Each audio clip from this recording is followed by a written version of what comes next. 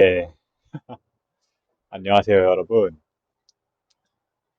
평범한 직장인도 월 300번은 에어비앤비 강의 1교시 시작하겠습니다. 제가 어제 라이브로 강의를 진행을 했는데, 그 라이브 녹화를 한 게 조금 상태가 많이 안 좋더라고요. 그래서 어쩔 수 없이 1교시만, 약 1시간 반 정도 걸릴 것 같아요. 1교시만 재녹음을 제가 하기로 해서 지금 재녹음을 하고 있고요. 옆에 이렇게 어저께 채팅 주신 내용 이런 건 다 보면서 할 거라서 어제 제가 했던 강의 내용이랑 동일하게 진행을 할 예정입니다. 자, 그리고 어제 강의한 내용도 지금 들으면서 이제 그 내용에서 그 강의를 하면서 나왔던 내용들 하나도 빠짐없이 전달 드리려고 하니까 네, 양해를 부탁드리고요. 빠르게 진행을 해보겠습니다. 우선 첫 번째 저희 에어비앤비 강의 1기를 신청해주신 여러분들께 제가 준비한 혜택들이 있습니다. 그래서 이 혜택을 간략하게 설명을 드리고 넘어갈게요. 첫 번째로 후기를 작성해주신 수강생분들. 후기를 어떻게 작성하시냐면 본인의 블로그에다가 써주시면 되고, 만약에 블로그가 없으신 분들 같은 경우에는 뭐 다른 방법으로 그 안부글이나 댓글 이런 걸로 좀 후기를 작성하실 수 있도록 안내를 드릴 예정인데, 후기를 작성해주신 수강생분들 중에 제가 만약에 2달 이내에서 24년 2월 2일 이내에 매물을 계약하신 분들을 선착순 3명까지 1대1로 숙소의 방향성에 대해서 1시간 줌 컨설팅을 해드릴 예정입니다.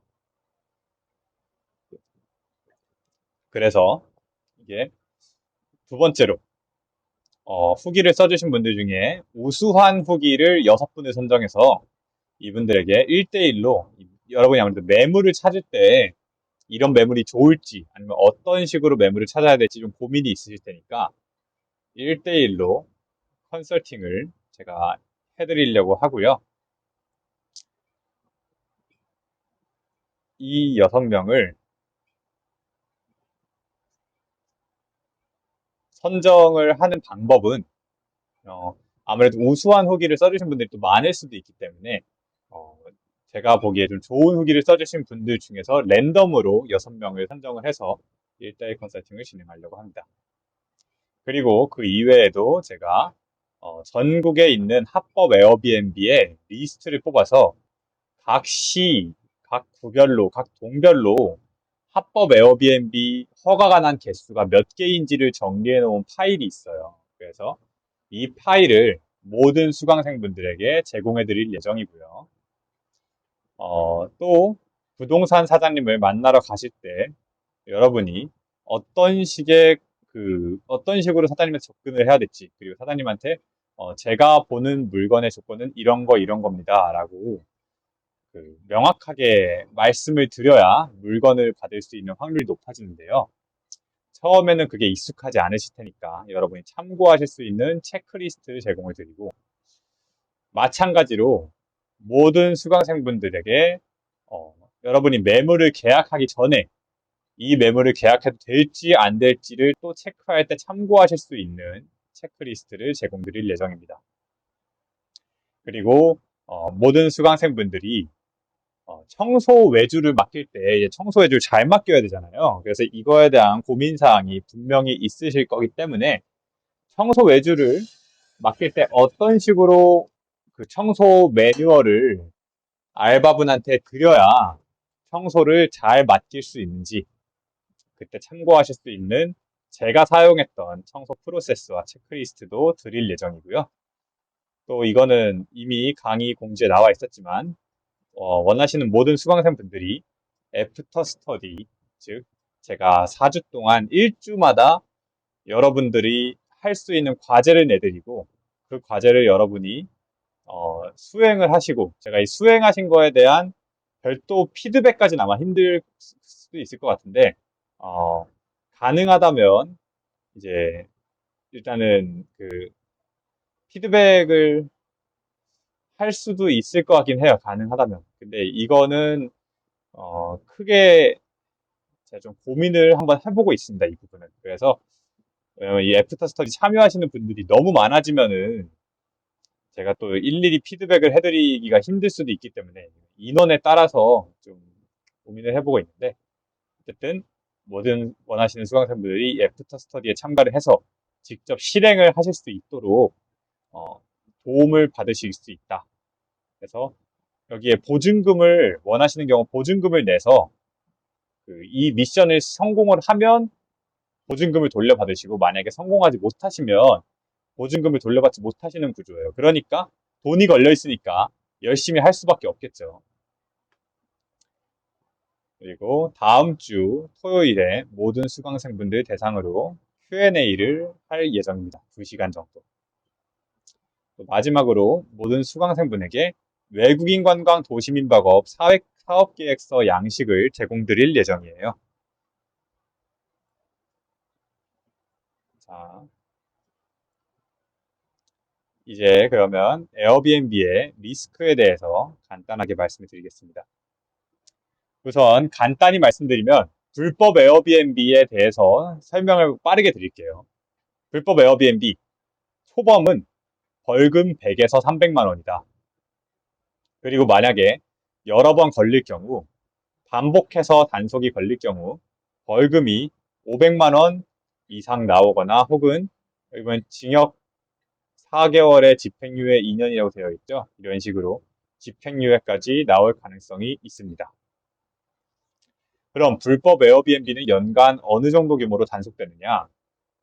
공식적인 자료가 있진 않지만 일단 작년 10월부터 올해 초까지 서울시에서만 불법 숙박업자를 76명을 입건을 했어요.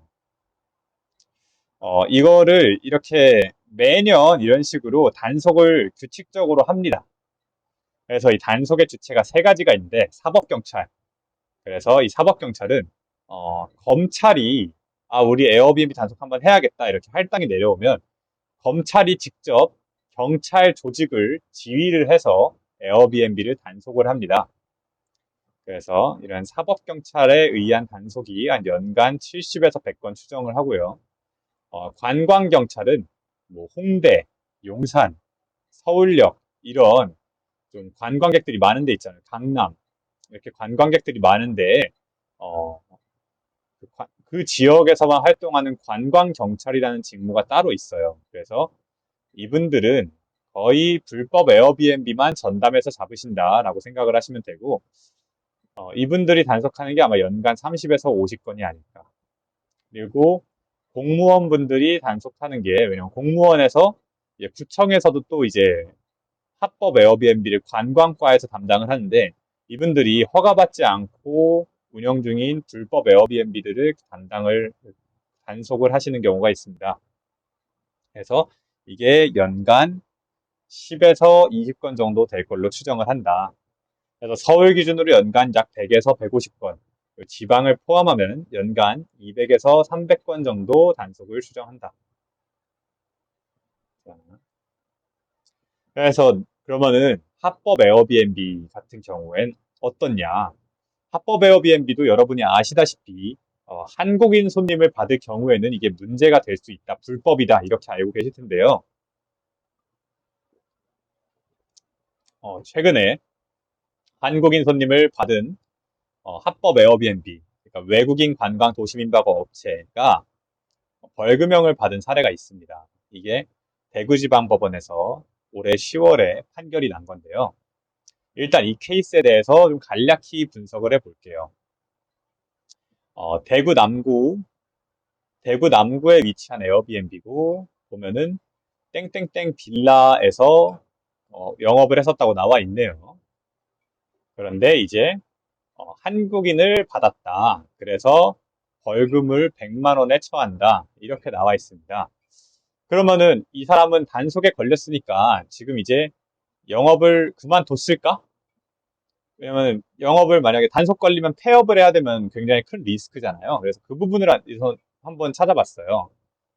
자, 지금 보시면 제가 아까 말씀드렸다시피 외국인 관광 도시민박업에 허가를 받았거나 폐업을 한 업체들은 전부 다 공공기관 사이트에서 다운로드를 받아서 확인할 수가 있습니다. 제가 이거는 좀 이따가 또 자세히 설명을 드릴 건데요. 보시면 23년도에 폐업을 한 업체가 하나가 있어요. 대구 남구 대명동 484-3번에서 23년 7월 26일에 폐업을 했대요. 그리고 인허가 일자는 2017년 2월이네요. 그러면 이 업체는 6년 전에 처음 창업을 해서 올해 7월에 폐업을 했다. 그런 업체인데, 어, 만약에 이분이, 이 단속 걸리신 분이 폐업을 했다면, 아마 2023년 언젠가에 폐업을 하셨겠죠. 그러니까 만약에 폐업했다면 2023년 폐업한 게 이거 한 건밖에 없기 때문에, 이 벌금형 받으신 분이 폐업을 했다면 아마 요건일 거예요. 그러면 진짜로 이 건이 벌금 받은 사람일까? 이걸 우리가 한번 생각을 해보자는 겁니다. 근데 첫 번째로 보면은 2017년부터 영업을 했다고 나와 있는데 이 벌금 받으신 분은 보니까 91년생이에요. 그러면 이상하다. 이분이 2017년이면은 6년 전이니까 27살인데 합법 에어비앤비를 27살 남자면 이제가 대학생 졸업한 나이인데 군대 갔다 오고 하면 그렇게 빠른 나이부터 합법 에어비앤비를 과연 시작을 했을까? 일단 이런 생각이 들죠. 그리고 두 번째로 여기 보면 대구 남구에 빌라라고 되어 있는데 제가 이 폐업한 업체의 주소를 직접 찾아봤어요. 그래서 봤더니 단독 다가구 주택입니다. 보시면 건축물 대장상으로도 단독주택이라 되어 있고 여기에 단독주택이죠. 누가 봐도. 근데 이제 이런 법원 판결물은 보통 굉장히 엄밀하게 쓰기 때문에 땡땡 빌라라고 써져 있다면 실제로 이게 이 건물명이 모모 빌라 막 뭐 무슨 무슨 빌라 이렇게 써 있기 때문에 땡땡 빌라라고 써 있을 가능성이 높은데 보니까 다가구 주택이라는 거예요. 그러면 이게 요 대구에서 단속을 당해서 벌금형을 받은 분이 실제로 폐업을 한 이 사람은 아닌 것 같다. 그러니까 이 폐업한 사람이랑 이 단속당한 사람은 아마 서로 다른 사람일 것 같다. 이런 생각을 우리가 할 수 있겠죠. 그러면 어떻게 생각을 할 수 있느냐? 이 단속당하신 분은 현재 정상 영업 중이신 것 같다. 그렇게 생각을 할 수 있습니다. 자, 그러면 일단 첫 번째, 우리가 단속을 행여나 당해도 그냥 폐업하지 않고 정상 영업을 하는구나 라는 사실을 알았어요. 그러니까 추론을 했어요. 뭐 확실한 건 아니지만. 그러면 이렇게 단속을 당한 사례는 얼마일까요? 즉, 합법업소가 한국인 숙박객을 받았다가 단속을 당한 사례는 얼마일까요? 이거는 제가 케이스 노트 그리고 엘박스라고 제가 저랑 친한 변호사 형한테 물어봐서 실제로 변호사들이 판례를 찾아보는 사이트에서 검색을 한 결과인데요. 내국인 숙박을 통해서 벌금형이 나온 사례가 총 3건으로 3건밖에 찾지 못했습니다. 제가 못 찾은 것도 좀 있을 수 있지만 그래봤자 10건이 안 될 것 같아요. 자, 그러면 일단 찾은 게 3건인데 지금까지 외국인 관광 도시민박업으로 허가를 받은 업소의 개수가 폐업한 거 허가받은 거 다 포함해서 총 5,000건이에요. 5,000건. 5,000개의 업소가 허가를 받았었어요. 그러면 벌금의 확률이 5,000분의 3, 즉 만분의 6이라는 거죠. 굉장히 그 확률이 낮다. 이렇게 말씀드릴 수 있고 자, 합법 숙소는 지금 8년 동안 제가 찾은 게 총 3건 벌금 받은 거를 케이스를 찾았죠. 근데 불법 숙소는 아까 어땠어요? 1년에 300건 정도, 서울 150건, 지방 포함하면 연간 200에서 300건 단속을 추정했잖아요. 그러면 이게 합법 숙소랑 불법 숙소의 리스크는 거의 600배, 700배 차이가 나는 겁니다. 즉, 결론을 정리하자면 이렇습니다. 어, 외국인 숙박, 외국인 관광 도시민박업에서 우리가 한국인 손님을 받는다고 하면은 이게 리스크가 아예 없는 건 아닙니다. 하지만 확률이 10,000분의 6밖에 안 되는 낮은 확률이긴 하고, 불법 숙소랑 비교하면 사실 어, 거의 리스크가 없는 거나 마찬가지다. 자, 그러면은 실제로 우리가 그 내국인 숙박을 받았을 때는 어떻게 처벌이 되느냐? 보통 과징금이 나옵니다. 과징금. 이게 벌금은 우리가 음주운전을 해서 벌금을 내는 거라고 생각하면 돼요. 반면 과징금은 우리가 속도 위반을 해서 그 속도 위반 딱지를 맞은 거라고 생각을 하시면 됩니다. 그래서 이제 이게 이제 에어비앤비 호스트 카페라고 에어비앤비에 그 호스트들이 모여 있는 커뮤니티인데요. 여기에서 실제로 쓴 사례예요. 본인이 지금 관광경찰대에서 연락이 왔다. 그래서 미신고 숙박업소로 신고민원이 들어왔다.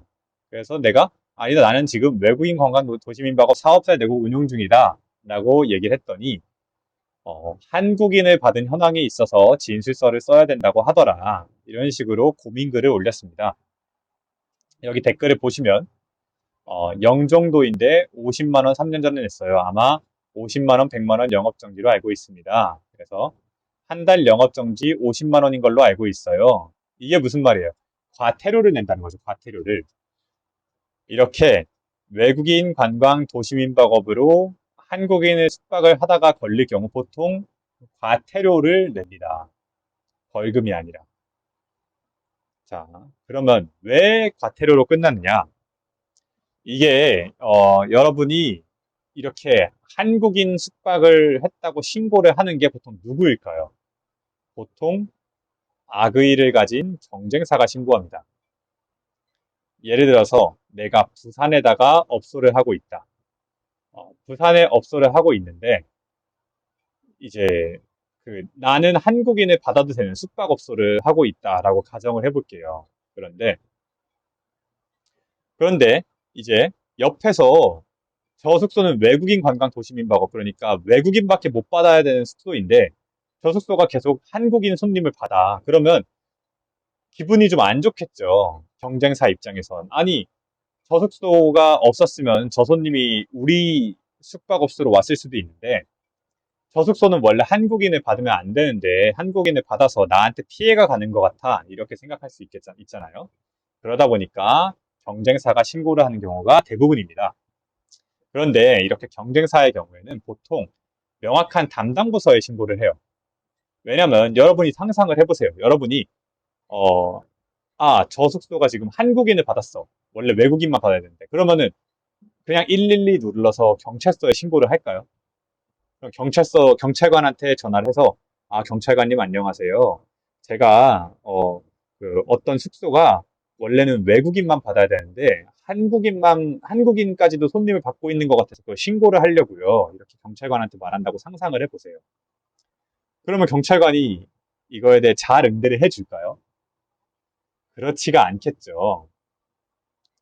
왜냐면 일단 본인 업무가 아니면 공무원들은 다 무관심하잖아요. 그리고 뭐 그 한국인만 받아야 되는지 외국인만 받아야 되는지 이런 거가 담당자가 아니면 잘 몰라요. 그렇다 보니까 제대로 응대를 해줄 가능성이 낮을 겁니다. 그래서 이렇게 신고를 하려는 경쟁사들은 보통 명확한 담당 부서에 신고를 합니다. 보통 구청에 있는 관광과 아니면은 관광경찰 이런 분들에게 신고를 하게 되겠죠. 자, 근데 아까 우리가 벌금은 음주운전이고 과태료는 속도 위반 딱지라고 했죠. 이런 과태료는 구청에서 담당을 합니다. 반면 벌금은 법원에서 담당을 해요. 경쟁사가 만약에 구청 관광과, 여기가 이제 외국인 관광 도시민박업을 담당하고 있는 과거든요.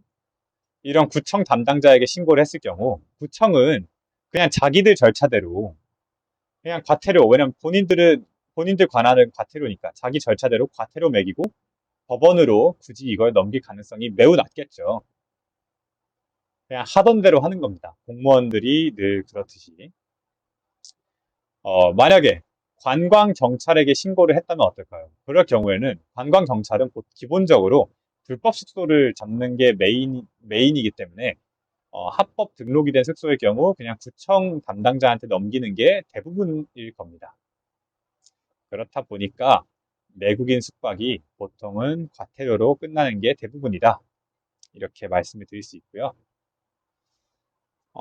또 다른 여러분이 또 이제 약간 좀 문의를 주시고 좀 걱정을 하시는 부분이 거주 요건이에요.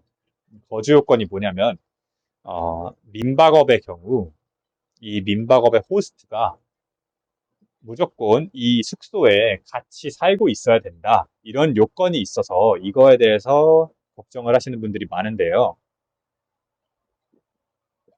자, 말씀드렸다시피 거주 요건의 대상이 되는 사람들은 모든 민박업 사업자입니다. 즉 무슨 말이냐?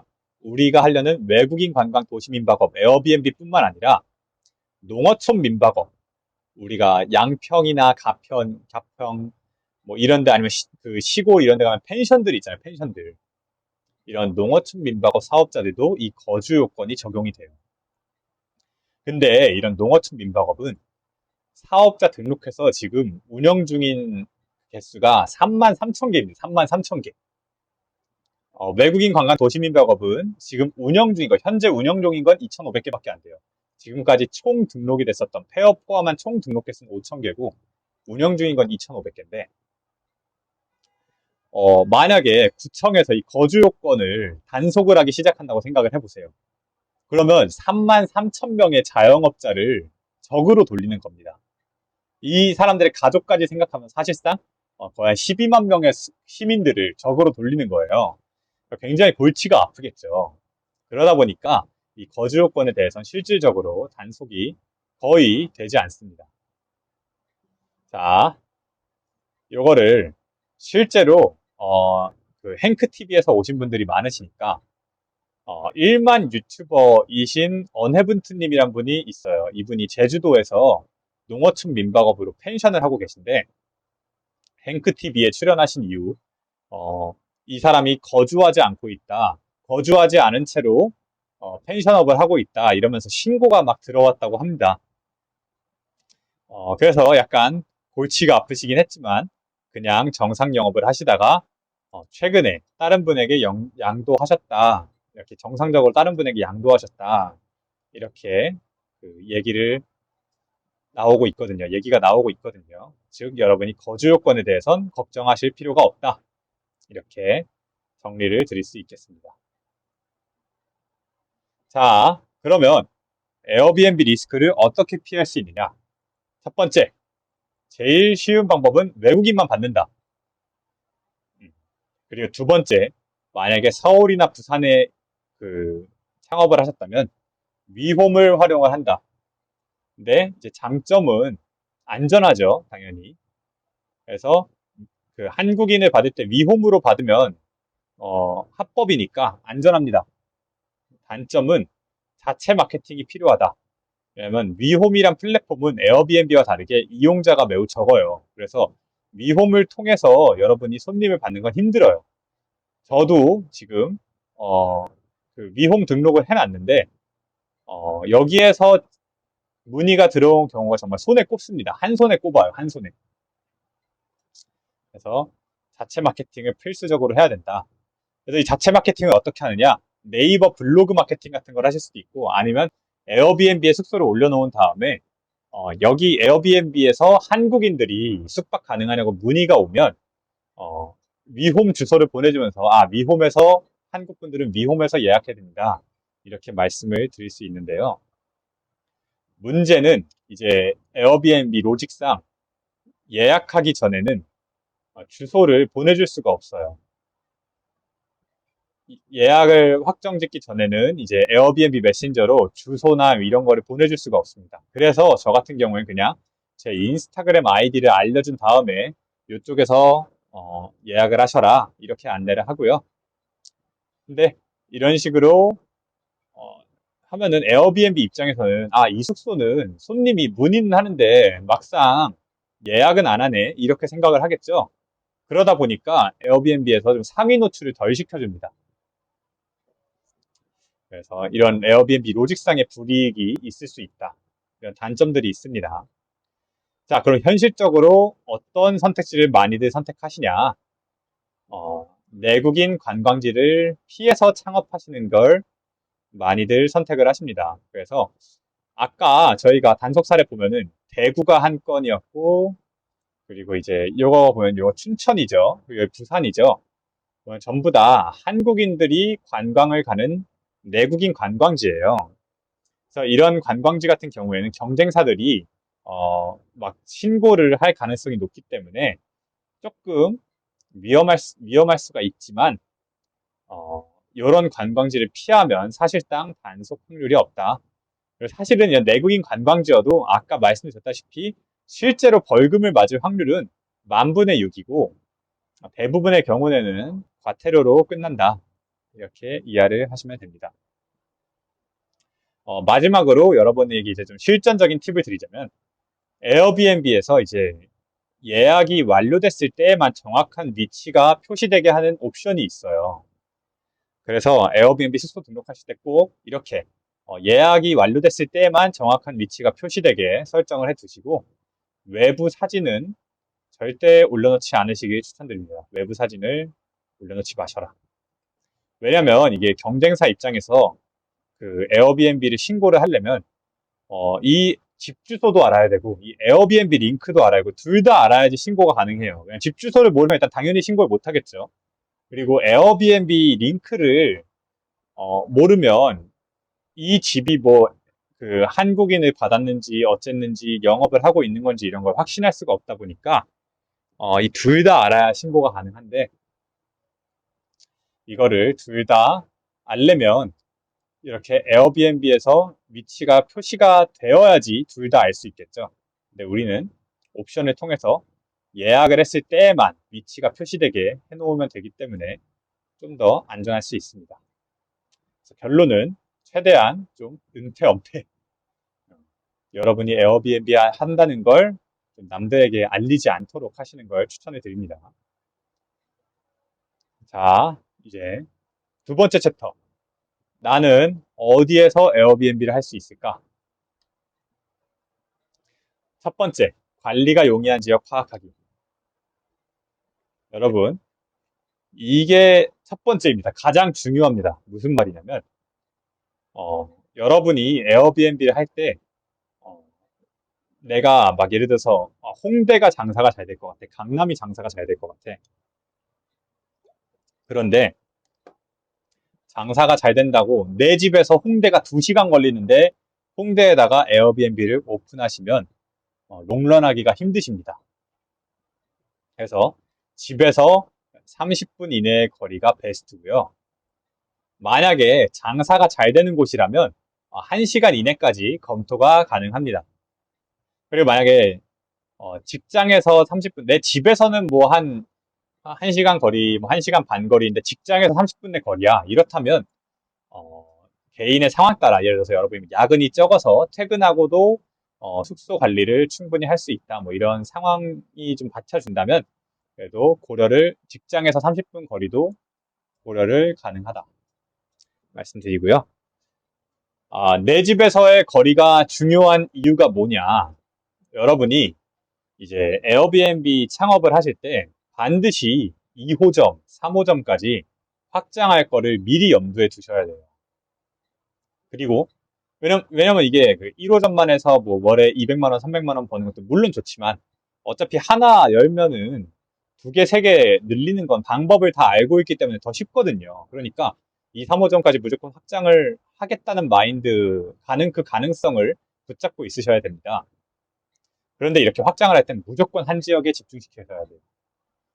저도 옛날에는 막 뭣도 몰라서 막 뭐, 여기에 하나, 뭐 다른 지역에 하나, 막 이렇게 여러 군데에다가 해놓으면은 좀 괜히 좀, 어, 멋있지 않나, 막 좀 든든하지 않나, 이런 생각을 했었는데, 아니었습니다. 무조건 한 지역에다가 집중해서 확장을 하셔야 됩니다. 왜냐면 이렇게 한 지역에 집중을 하실 경우에는, 이점이 굉장히 커요. 일단, 청소 알바를 그대로 활용할 수 있습니다. 여러분이 1호점을 냈을 때, 이 1호점을 청소 알바분을 활용을 해가지고서는 운영을 하고 있으시겠죠. 그러면 2호점, 3호점 확장을 했을 때에도 그 동일한 청소 알바분을 그대로 활용할 수가 있는 거예요. 그렇다 보니까 관리하기가 굉장히 용이하겠죠. 반면 1호점을 내 집에서 멀고 관리하기 힘든 곳에 낼 경우에는 여러분이 2호점, 3호점까지 늘려갈 때 정말 힘드실 겁니다. 왜냐면 예를 들어서 1호점이 내 집에서 막 2시간 걸리는 데가 오픈했다고 쳐보세요. 그러면 여기다가 2호점, 3호점 늘릴 때마다 내 관리 부담이 점점 더 늘어나는 거예요. 점점 더. 그러니까 굉장히 힘듭니다. 그래서 가장 첫 번째 조건은 여러분이 집에서 1시간 이내의 장소에다가 그 창업을 고려하셔야 된다. 그러면 여러분이 하셔야 되는 게 이 구체적으로 두 가지입니다. 첫 번째, 내 집에서 도어투도어 1시간 이내의 지하철역을 모두 체크해 두기. 그리고 두 번째로, 이거는 옵션인데, 내 집에서 30분 내에 교통이 편리한 지하철역이 있다면 여기도 따로 한번 체크를 해 두셔도 좋습니다. 특히나 교통이 편리한 데 있잖아요. 뭐 지하철 한 번만에 갈 수 있고, 그래서 아니면 버스로 한 번에 갈 수 있고 이런 특히나 교통이 편리한 지하철역이 있다면 여기도 따로 한번 체크를 해 두셔서 이 두 리스트를 가지고 있으시면 됩니다. 그러면 이 리스트가 여러분의 창업을 할 장소 후보들인 거예요. 자, 이렇게 후보를 선정을 하시는 게 가장 첫 번째로 하실 일이었고요. 이제 이렇게 후보를 체크를 하셨으면 이 후보 중에서 어디가 에어비앤비 수요가 많은지 그거를 판단을 해보셔야 됩니다. 자, 그러면 내가 어떤 지역이 에어비앤비 장사가 잘 될지 파악을 하라는 거예요, 한마디로. 그럼 이거 어떻게 파악을 할 수 있느냐? 자, 에어비앤비 홈페이지에 접속해서 파악을 하실 수 있습니다. 여러분이 이 수업을 들으면서 한번 함께 해보시길 추천드려요. 자, 우선 에어비앤비 홈페이지에 들어가셔서 일단 첫 번째 지도 표시 지역은 본인이 거주 중인 지역을 여기다 검색을 하시면 되고요. 두 번째로 날짜는 유연한 일정을 선택하신 다음에 주말 그리고 세네 달 뒤를 설정을 하시면 됩니다. 마지막으로 게스트 수는 미설정을 하신 다음에 검색을 하시면 되는데요. 검색을 하셔서 요 지도를 움직이면서 숙소 개수가 이렇게 왼쪽에 떠요. 이 숙소 개수가 많을수록 굉장히 장사가 잘 되는 지역이구나. 이렇게 이해를 하시면 됩니다. 이렇게만 들으면 조금 바로 감이 안 오실 테니까 제가 한번 직접 보면서 설명을 해 드리겠습니다.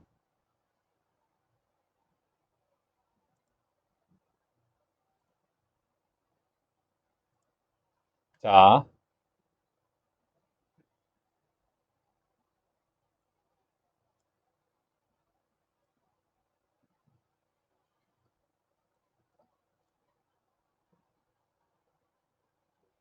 이렇게 에어비앤비 홈페이지에 들어왔고요. 에어비앤비 홈페이지에서 우선 어디를 한번 검색을 해볼까 생각을 해보니까 한번 서울부터 해볼게요. 서울이 또 쉬우니까. 자, 서울특별시 유연한 일정 그리고 주말로 하라고 했고 게스트는 없는 상태로 가보시길 권해드렸죠. 이러면 자, 여러분이 만약에 나는 목동에 산다 라고 한번 예시를 들어볼게요. 그러면 내 목동에서 뭐 대충 한 요 정도 지역까지는 도어투도어로 1시간에 갈 수 있을 것 같아. 이런 생각을 하실 수 있겠죠. 그럼 여기를 한번 둘러보시는 거예요. 자, 지금 일단 목동에서 한 이 정도로 한번 플러스를 해서 보겠습니다. 일단 여기는 양천구는 대충 20개 정도의 숙소가 뜨죠. 오케이. 여기로 오면은 이제 영등포죠. 영등포는, 여기는 143개나 뜨네요. 그러면, 아, 양천구보다 영등포구가 더 장사가 잘 되는구나. 이걸 여러분이 파악하실 수 있겠죠? 그러면 내가 이왕이면 양천구보단 영등포구에다가 창업을 하는 게 낫겠네. 이런 생각을 하실 수 있을 겁니다. 또 이렇게 쭉쭉 돌아다녀봐요. 26개. 아, 여기는 사실 좀, 여의도는 그 면적이 작으니까, 이렇게 보면, 여기도 120개. 아, 여기가 신길동, 여의도동, 이런 데도 120개 정도까지 뜨는구나. 자, 여기로 오면 이제 마포죠. 마포로 오니까 160개가 뜨네요. 그러면 영등포보다 마포 쪽이 좀 더 장사가 잘 되나 봐. 공덕동, 뭐 아현동. 특히나 여기가 공덕역이죠. 이 공덕역 근처에 좀 숙소가 많네. 이런 생각을 하실 수 있죠. 자, 이제 이렇게 오면은 여기가 이제 신촌 2대. 여기까지 오면 홍대까지 다 신촌 2대 홍대죠. 774개가 뜨네요.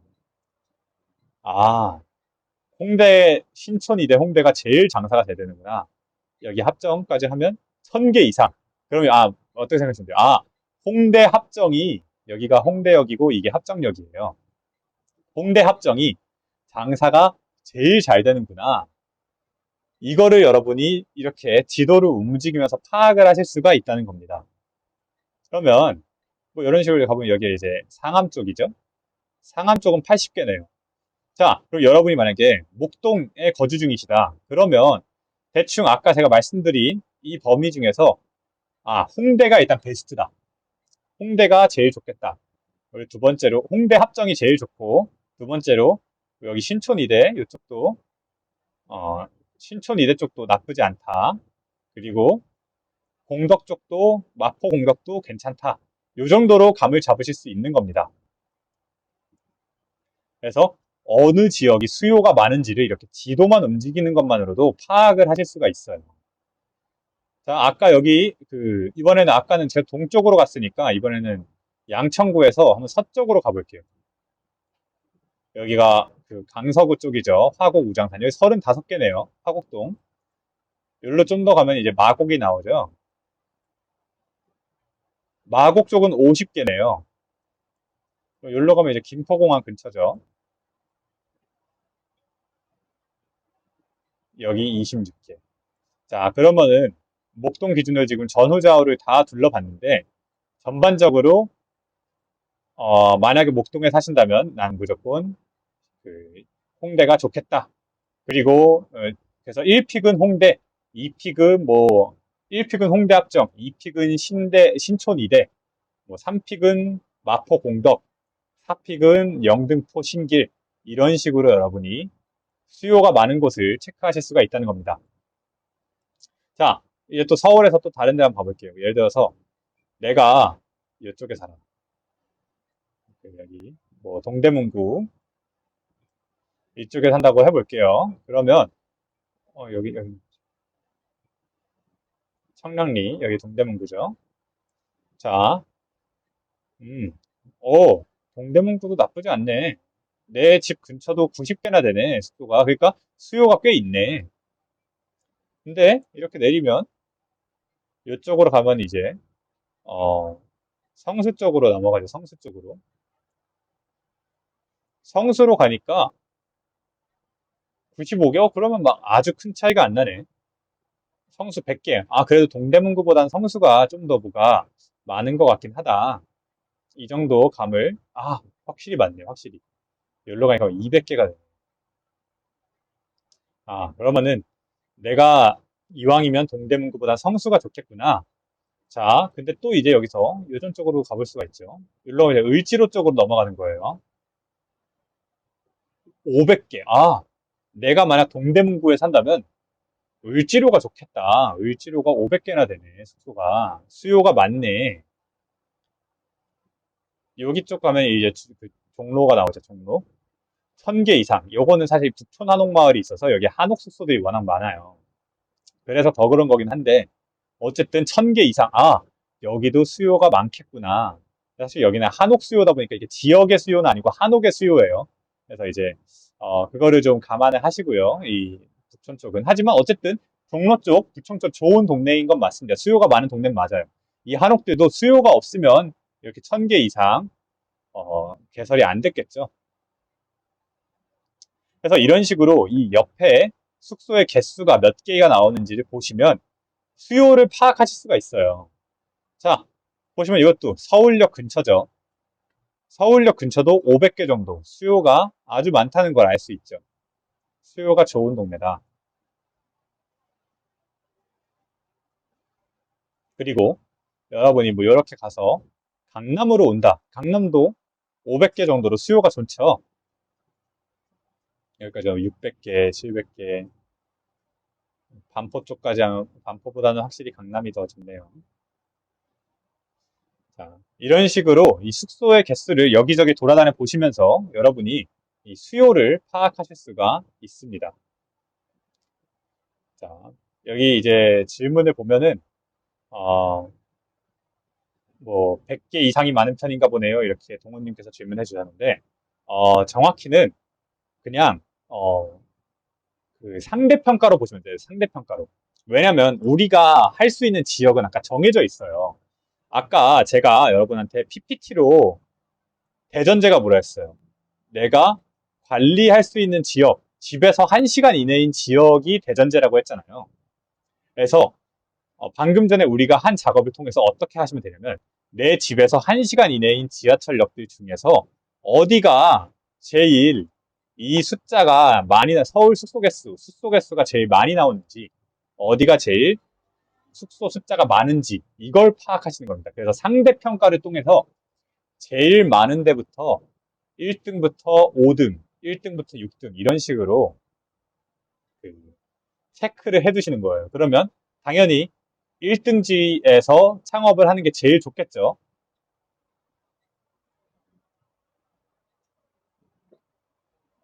두 번째로 최정은 님이 이렇게 질문을 또 해주셨어요. 서대문구로 검색하면 종로, 중구, 용산 범위로 넓게 나옵니다. 이렇게 말씀하셨는데 맞습니다. 여기에서 예를 들어서 제가 서대문구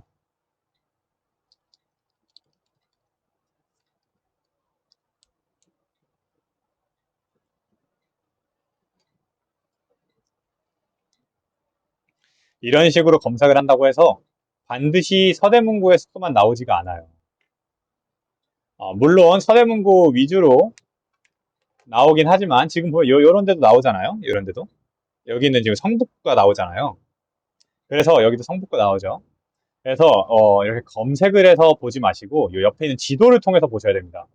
이 지도를 통해서 이걸 어느 정도까지 플러스 해야 되느냐 그거는 그때그때 다른데 저는 대충 이렇게 숙소가 한 300개 정도 잡힌 때 이렇게 좀 좋은 지역에서 한 300개, 500개, 1000개 이렇게 잡히는 정도 수준으로 해서 보는 걸 좋아해요. 한 이 정도? 근데 이게 너무 얼마나 확대할지 얼마나 축소할지에 대해서 너무 신경은 안 쓰셔도 되는 게 어차피 상대평가기 때문에 그래서 이렇게 하면은 더 많이 나오겠지만